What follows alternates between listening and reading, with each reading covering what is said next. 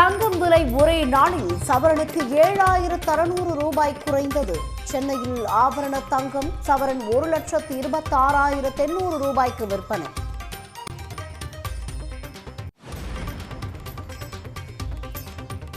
வெள்ளி விலை ஒரே நாளில் கிலோவுக்கு 20,000 ரூபாய் குறைந்தது. சென்னையில் 1 கிலோ 4,05,000 விற்பனை.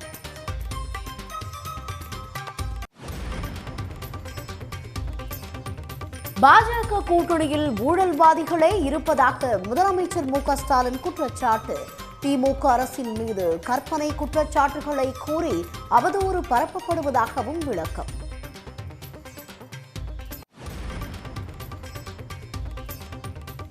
அதிமுக தலைமையில்தான் கூட்டணி, பாஜக தலைமையில் அல்ல என எடப்பாடி பழனிசாமி பேச்சு. தன்னை முதலமைச்சர் வேட்பாளராக அமித்ஷா எப்போதோ அறிவித்துவிட்டதாகவும் விளக்கம்.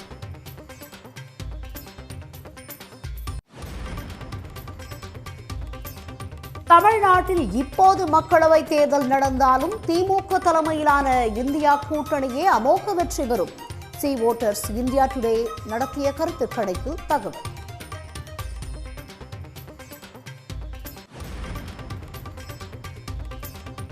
பிப்ரவரி 5ஆம் தேதி முதலமைச்சர் மு.க.ஸ்டாலின் தலைமையில் தமிழ்நாடு அமைச்சரவை கூடுகிறது. இடைக்கால பட்ஜெட்டில் இடம்பெற வேண்டிய அம்சங்கள் குறித்து ஆலோசிக்க திட்டம்.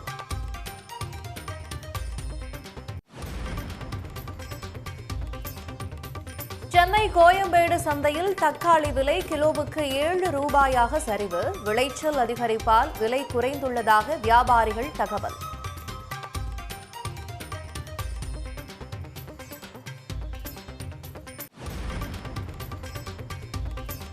மாதவிடாய் சுகாதாரம் என்பது அரசியலமைப்பு வழங்கியுள்ள அடிப்படை உரிமை.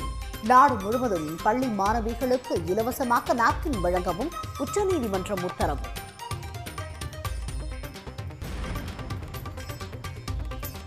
தமிழ்நாடு முழுவதும் சிவாலயங்களில் தை மாத வளர்பிறை பிரதோஷ வழிபாடு. திருவண்ணாமலை, தஞ்சாவூர் உள்ளிட்ட கோவில்களில் ஆயிரக்கணக்கான பக்தர்கள் சுவாமி தரிசனம்.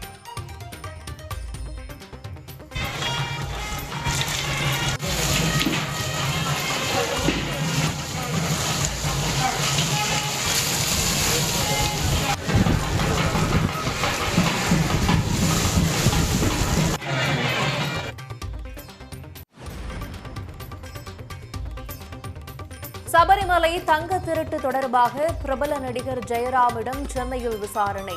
உன்னிகிருஷ்ணன் போத்தியுடன் இருக்கும் தொடர்பு குறித்து சிறப்பு புலனாய்வு குழு சரமாரி கேள்வி.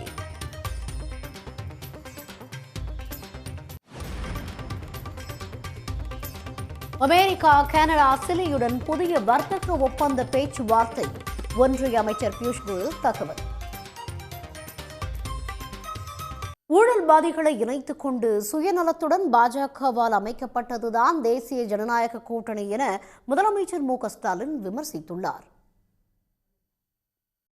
சென்னையில் என்டிடிவி நடத்திய கருத்தரங்கில் பங்கேற்று பேசிய முதலமைச்சர் மு.க.ஸ்டாலின் தங்களது அரசு மீது பாஜக வைத்த கற்பனை குற்றச்சாட்டுகளுக்கு எல்லாம் உரிய பதில் அளித்துள்ளதாக கூறியுள்ளார்.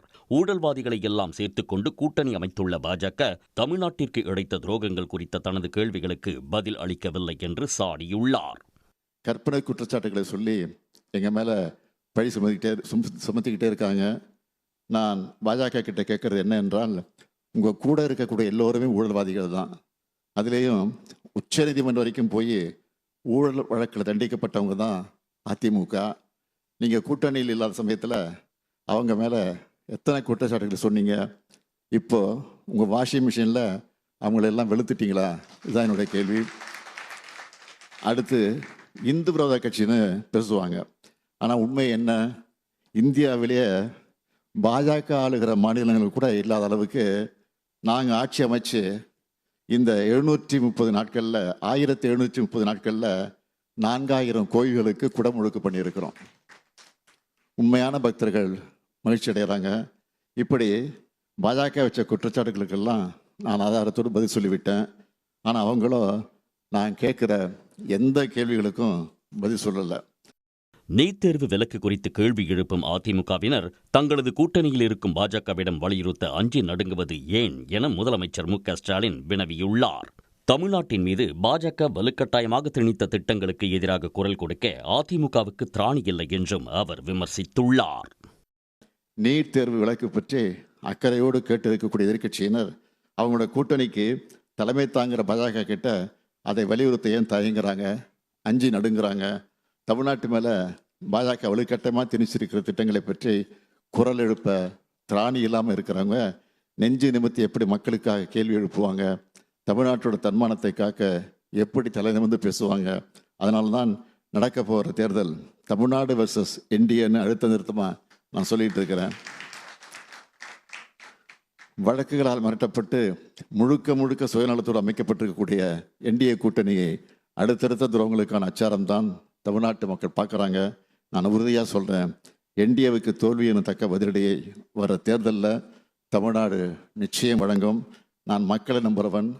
பேரறிஞர் அண்ணா சொன்ன மாதிரி மக்கள் கூடவே வாழுறவன். இன்னும் பல திட்டங்களை உருவாக்கி இந்தியாவில் தமிழ்நாடு தான் நம்பர் 1 மாநிலம்னு தொடர்ந்து பெருமையோடு சொல்ல நான் உழைப்பேன். இந்தி திணிப்பை ஏற்காததால் நிறுத்தி வைத்துள்ள கல்வி நிதி எப்போது வரும்?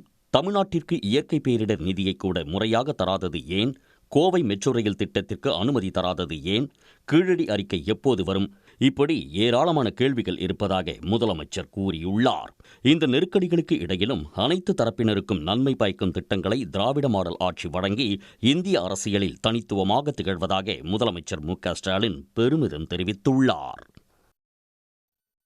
தமிழ்நாட்டில் இப்போது மக்களவைத் தேர்தல் நடைபெற்றாலும் திமுக தலைமையிலான இந்தியா கூட்டணியே அமோக வெற்றி பெறும் என சி வோட்டர்ஸ் இந்தியா டுடே நடத்திய கருத்து கணிப்பில் தெரியவந்துள்ளது.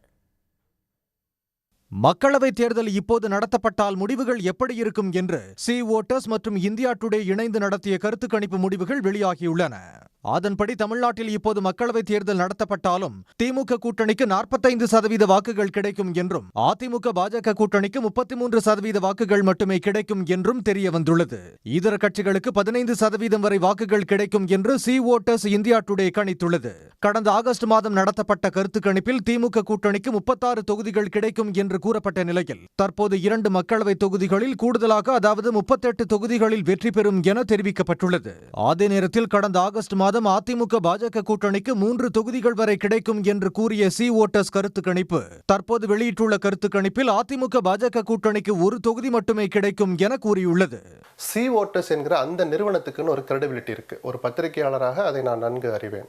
அவர்கள் யாரோடு இணைந்து அந்த கருத்து கணிப்பை நடத்தினாலும், சில நேரம் சில தொலைக்காட்சிகளுக்காக வேறு சில தொலைக்காட்சிகள் அவங்க நடத்தியிருக்கிறாங்க. சி வோட்டர்ஸ் நடத்திய கருத்து கணிப்பு மட்டும்தான் அத்தனை கருத்து கணிப்புகளையும் ஒரு தேர்தலையும் அந்த நிஜமான ரிசல்ட்டை நெருங்கி வந்த ஒரு சிலன்னு கூட சொல்ல மாட்டேன், 2 நிறுவனங்களில் அது ஒன்று, அதில் இவங்க டாப்பில் இருப்பாங்க. அந்த அளவுக்கு அவங்க எந்த ஃபார்முலா சயின்டிஃபிக்காக பயன்படுத்துகிறாங்க, இல்லை அந்த சயின்டிஃபிக் ஃபார்முலாவை தாண்டி மக்களுடைய உணர்வுகளை ஒரு மனித உணர்வுகளோடு சம்மந்தப்படுத்தி 1-to-1 கான்டாக்டில் சிலதை ரீட் பண்ணாங்களா எல்லாம் நமக்கு தெரியாது. ஆனால் அவர்கள் எடுக்கிற கருத்து கணிப்பு யதார்த்தத்துக்கு மிக நெருக்கத்தில் இருக்குது என்பதால் இந்த கருத்து கணிப்பை நாம் ஓரளவு நம்பலான்னு நான் சொல்லுவேன். இந்த 45% வந்து எனக்கு புதுசு இல்லைங்கிறது மட்டும் இல்லை, இது குறைவானதும் கூட.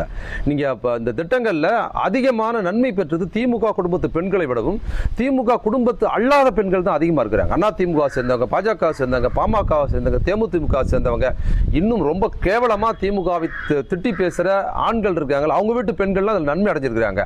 அந்த வீட்டு ஆண்கள் வேணுமா திமுகவுக்கு எதிராக இருக்கலாம், ஆனால் அந்த பெண்கள் எல்லாம் திமுகவுக்கு ஆதரவாக தான் இருக்கிறாங்க. இன்னைக்கு புதுசாக கட்சி ஆரம்பிச்சிருக்கிற நடிகர், அந்த நடிகர் வந்து அந்த வீட்டில் இருக்கிற பையன் ஒரு 20-22 வயசு பையன் அவருக்கு ஆதரவாக இருக்கலாம்.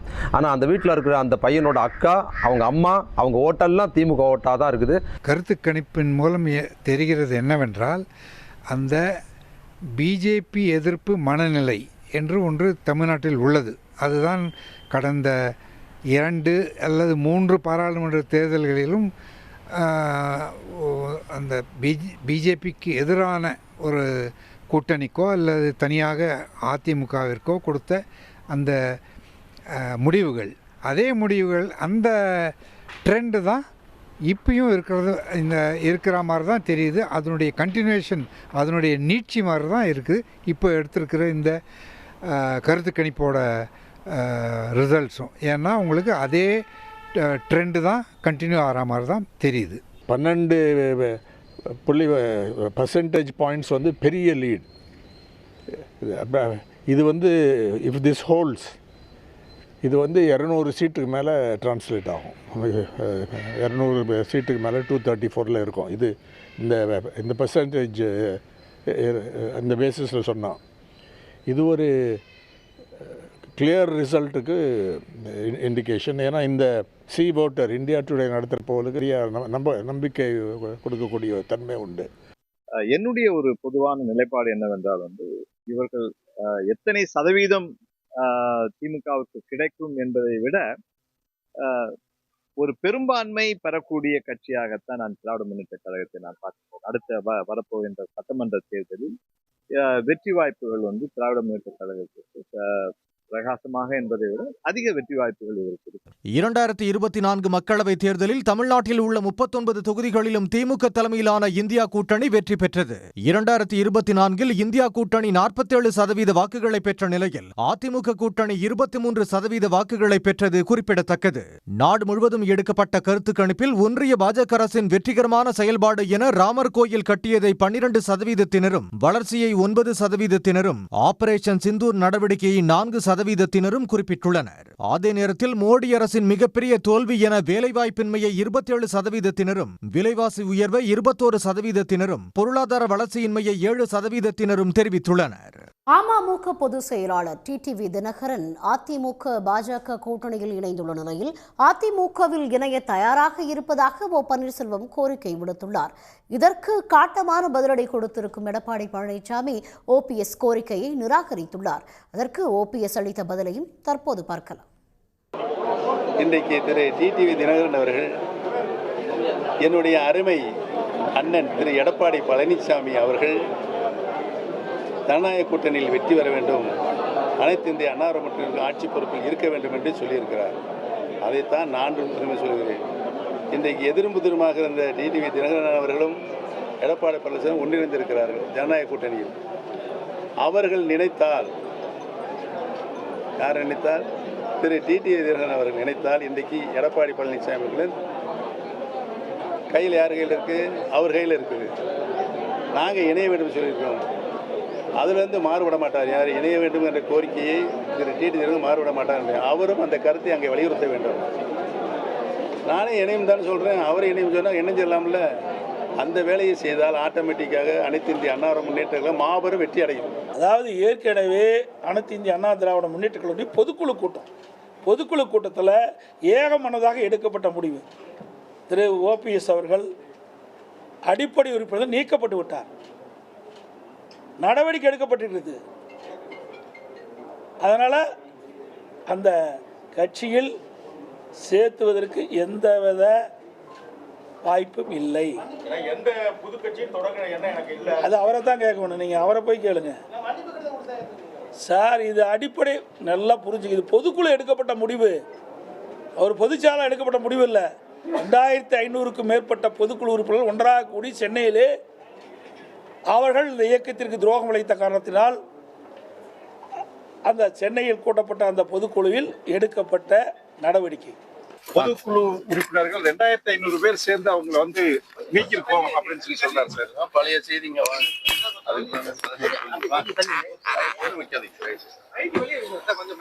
அதிமுகவில் இணைய தயாராக இருப்பதாக கூறிய ஓ பன்னீர்செல்வத்தை முன்னாள் அமைச்சர் செல்லூர் ராஜு விமர்சித்துள்ளார்.